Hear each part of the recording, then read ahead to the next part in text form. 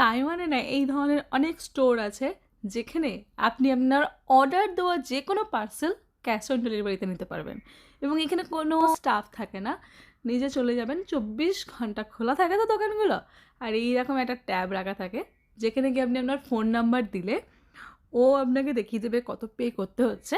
আর যখনই পেমেন্ট হয়ে যাবে, এখানে যে লকারগুলো রয়েছে ভিতরে, ওইখানে আপনার পার্সেল রয়েছে, ওই লকার নাম্বারটা দেখাবে আর অটোমেটিক খুলেও যাবে। আপনারা দেখেন আমরা কীভাবে কী করছি। এটা কয়েন দেওয়ার জায়গা, এখানটা হচ্ছে ক্যাশ দেওয়ার, এর ভিতরে দিতে হবে। আর কিছু ফেরত এলে এই জায়গাটা দিয়ে ফেরত আসবে। এই যে ও 369 হয়েছে, হ্যাঁ, তো 369 ও পে করবে।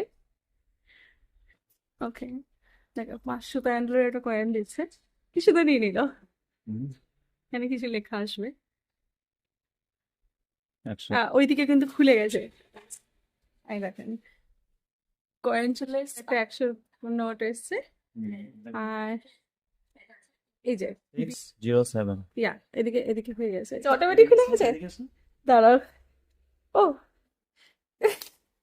কাউরের কোনো হেল্প দরকার নেই, ব্যাস এটা একবার লেগে গেলে আর কেউ খুঁজতে পারবে না, তাই না?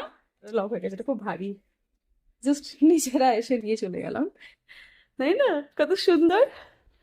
কমেন্ট করে জানান কেমন লাগলো, দেখা হবে পরের ভিডিওতে। ভালো থাকবেন সকালে।